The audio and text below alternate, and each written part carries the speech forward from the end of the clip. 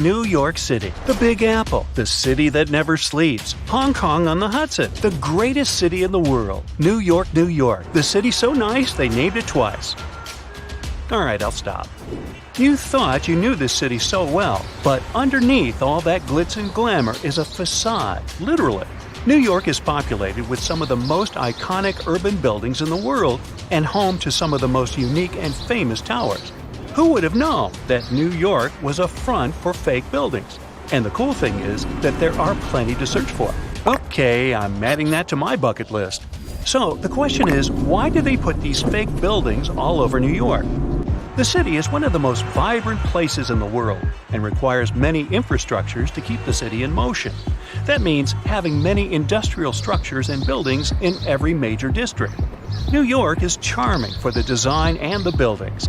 Imagine having industrial structures right next to your favorite pizza parlor or hot dog stand. The designers thought ahead and decided to disguise those industrial infrastructures as fake buildings. They blend with the city so well that they don't stand out. They look like your good old apartment or housing unit with a front door, real-life windows, and even charming balconies where people would hang out. The only thing is that there's nothing behind the facade and no one is allowed inside. So, where in the world can you find these fake buildings? For starters, one of the most popular fake buildings is in Brooklyn.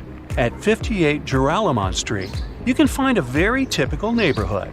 But between the buildings stands a brick building with a slightly deeper shade than the rest. It has bright open windows that blend in with the rest of the buildings in the neighborhood, except that they're blacked out.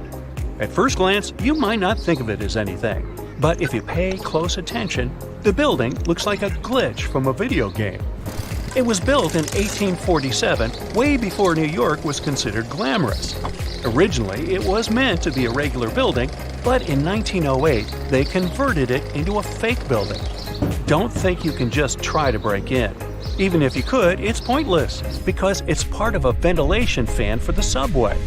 It also serves as an emergency exit for some of the surrounding buildings.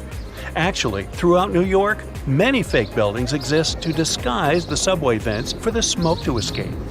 All the way to 415 Bruckner Boulevard, the Bronx, this townhouse was designed by the Switzer Group, which is an interior architect company. It's not as charming as the one at 58 Joralemon Street, but it serves a similar purpose: to hide an electric substation for New York's utility company. The city needs these substations to reduce the high-voltage electricity to a lower voltage so it can be distributed locally. Having a building like this popping out of the middle of your neighborhood isn't exactly the smartest way to attract people to the Bronx.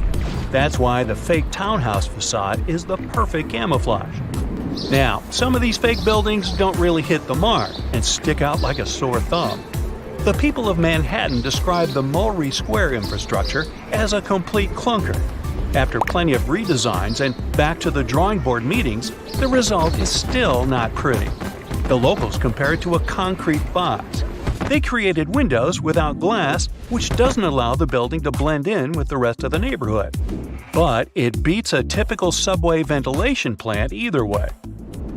There are just so many places to visit and cross off your bucket list. But if you live in China, you can literally stay in the country and visit many iconic cities around the world.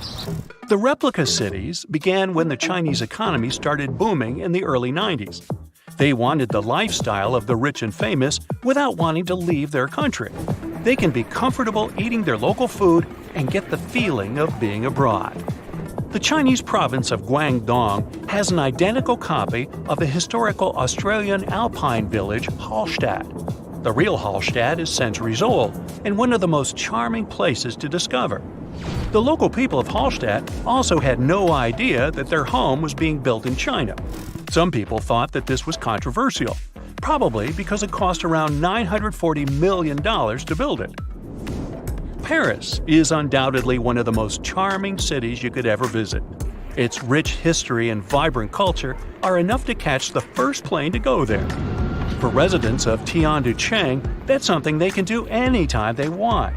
The city is also known as Sky City and has a replica of the Eiffel Tower that looks eerily like the iconic one in Paris and built buildings to match the city's visual charm.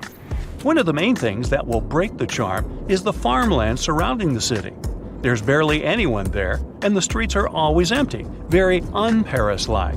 Still, you can find some nice fountains and statues scattered along the streets to give it some spirit. There's laundry hung everywhere, even on the trees. The picturesque fountains are dry and many apartments are empty. Only a few stores are open for business. Even though this looks like a fake city, it's quite real. Some people live here because it's more affordable than other places. 2 hours away from this town is another version of Paris's Pont Alexandre III and a carbon copy of London's Tower Bridge, but with 4 towers instead of 2. Hey, such a bargain! You can also visit the closest thing to Italy, but this time you can go shopping. Florentia Village is an outlet mall that offers an array of shops to lose yourself. The good thing is that this was built by an Italian developer to capture the essence of an Italian village. It has fountains, canals, and mosaics for proper aesthetics. It began in 2011 and has more than 200 shops with many Italian brands and British, US, and Chinese brands as well. The place is so popular that it gets between 10,000 and 25,000 visitors per day. China also has other replica towns that put you in a mini Manhattan called the Yujiapu Financial District. The developer's goal was to make this place the financial center of the world. It was complete with the right landmarks, like the Rockefeller and Lincoln Centers, but the project was halted in 2019, leaving it mainly empty. You can find a typical English town with cobbled streets, Victorian homes, and restaurants that make Thames Town. This place was meant to recreate a European lifestyle fantasy without leaving Shanghai. China also has a Dutch town that has some elements of Amsterdam with windmills and famous canals. They even decided to copy some of the landmarks, like the Netherlands Maritime Museum. Here's a bonus story of Lebanon's thinnest building built out of a dispute. It's the story of 2 brothers who both inherited unequal plots of land. One of the brothers happened to get a very thin plot of land and couldn't help but be jealous of his brother's nice plot of land. He wasn't pleased. Both of the lands overlooked the Mediterranean Sea in a lively neighborhood of Beirut. So it's no wonder that both brothers couldn't agree on how they should develop their lands. It was obvious that the brother with the most land could build a proper building. The other brother had to improvise. He decided to obstruct his brother's property by constructing a thin building enough to only fit 14 feet at its widest and 2 feet at its most narrow. It was constructed in 1954, and the locals of the area know it as the Grudge. The crazy thing is that the place was once habitable with many visitors enjoying their stay. It's not easy to live there, but it's part of living the experience. The building is still standing, but is empty.